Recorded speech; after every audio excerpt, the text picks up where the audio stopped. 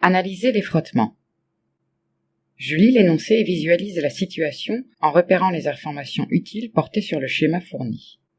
Dans un laboratoire d'études en balistique, une balle de 20 grammes est tirée verticalement à travers plusieurs planches de bois, empilées sur une épaisseur de 200 mm. La vitesse de la balle a pour valeur 700 mètres par seconde juste avant d'entrer dans le bois et 350 mètres par seconde à la sortie. Question A. Je lis la question en identifiant précisément ce qui est demandé. On me demande de modéliser la situation en représentant, sans souci d'échelle mais de façon cohérente, les forces qui s'exercent sur la balle, modélisées par un point matériel, lorsqu'elle traverse les planches. Il s'agit donc de faire le bilan des forces, c'est-à-dire modéliser chaque action mécanique exercée sur la balle par un vecteur force dont on précise le nom, la notation, la direction, le sens et la norme. La balle est en interaction avec la Terre et l'action exercée par la Terre sur la balle est modélisée par le poids, P, qui est un vecteur vertical, orienté vers le bas, et de norme P égale m fois g, où m est la masse de la balle, et g l'accélération de la pesanteur, qui vaut en norme 9,81 Newton par kilogramme dans tous les exercices. La balle traverse les planches, et on modélise l'action exercée par le bois sur la balle par une force de frottement qu'on appelle force de résistance, notée vecteur FR, pour être en accord avec la question B. Les caractéristiques de cette force sont associées à celles du mouvement, comme toute force de frottement, même direction donc verticale, de sens opposé au mouvement donc vers le haut, et de norme notée FR. Donc sur la balle, qui est modélisée par un point matériel, on représente les vecteurs force. Le poids P, vertical vers le bas, et la force de résistance FR, verticale vers le haut. Et on représente en norme FR plus grand que le poids P, par souci de cohérence, car la balle étant freinée lors de son mouvement rectiligne, la somme des forces doit être, comme la variation du vecteur vitesse, orientée vers le haut. Question B.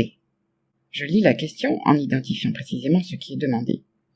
On me demande d'exprimer puis de calculer la norme FR de la force de résistance à la pénétration exercée par les planches sur la balle, supposée constante pendant le trajet de la balle.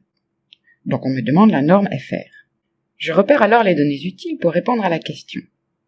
Je connais la masse de la balle, que j'écris m égale 20 grammes, la vitesse d'entrée dans le bois, et en notant A la position associée, j'ai VA égale 700 mètres par seconde, la vitesse de sortie du bois, en notant B la position de sortie du bois, j'ai VB égale 350 mètres par seconde, l'épaisseur du bois, qui s'écrit donc AB égale 200 mm, le bilan des forces que j'ai fait à la question A que je reporte ici pour gagner de la place, et enfin l'énoncé précise que la norme de FR est supposée constante.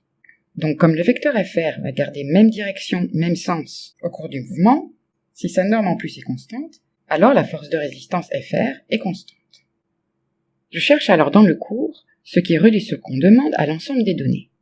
Donc lorsqu'on cherche la norme d'une force qui est supposée constante, et qu'en deux positions du système lors de son mouvement parfaitement identifiées, on a accès aux valeurs des vitesses, on pense immédiatement à appliquer le théorème de l'énergie cinétique, qui dit que dans un référentiel galiléen, la variation d'énergie cinétique d'un système modélisé par un point matériel de masse m entre deux positions A et B est égale à la somme des travaux des forces appliquées au solide entre les positions A et B. En effet, les énergies cinétiques font intervenir les valeurs des vitesses, et l'expression du travail d'une force constante fait intervenir sa norme. Donc avant tout, je cite le théorème de l'énergie cinétique en précisant les deux positions choisies.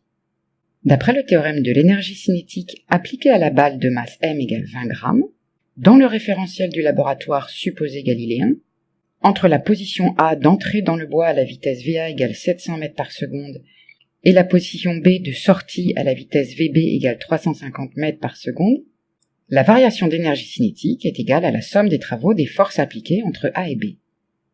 Puis j'applique le théorème de l'énergie cinétique à la situation en tenant compte du bilan des forces que j'ai fait à la question A. Donc l'énergie cinétique en B moins l'énergie cinétique en A est égale au travail du poids entre A et B plus le travail de la force de résistance FR entre A et B. Sachant que les forces P et FR sont constantes entre A et B, je peux écrire pour l'énergie cinétique en B 1/2 de mvBA carré moins pour l'énergie cinétique en A 1/2 de mVA carré égale, pour le travail du poids, P scalaire AB, plus le travail de la force de résistance, FR scalaire AB.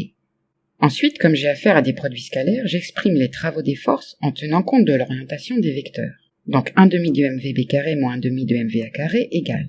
Je place mon vecteur AB. Donc j'ai vecteur P scalaire vecteur AB.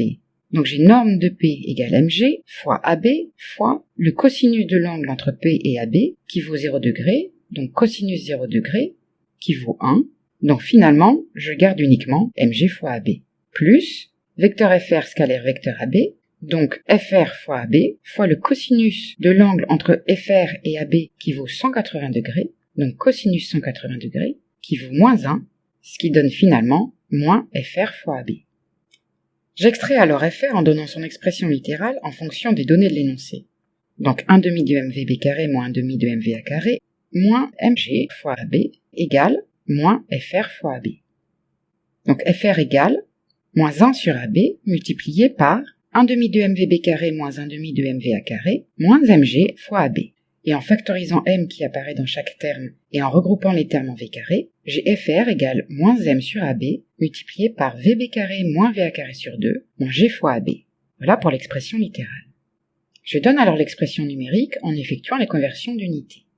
FR égale moins m égale 20 grammes, donc moins 20 fois 10 puissance moins 3 kg, divisé par AB égale 200 mm, donc 200 fois 10 puissance moins 3 mètres, multiplié par VB carré, donc 350 mètres par seconde au carré, moins VA carré, donc 700 mètres par seconde au carré, donc finalement ici au numérateur j'ai des mètres carrés par seconde au carré, le tout divisé par 2, moins G qui vaut 9,81 newton par kilogramme, multiplié par AB 200 mm, soit 200 fois 10 puissance moins 3 mètres.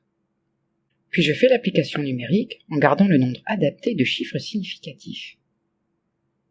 En faisant le calcul à l'aide de la calculatrice, j'obtiens ceci. Et ici, c'est la masse qui, avec ces deux chiffres significatifs, limite le nombre de chiffres significatifs du résultat. Donc finalement, j'ai FR égale 1,8 fois 10 puissance 4 newtons.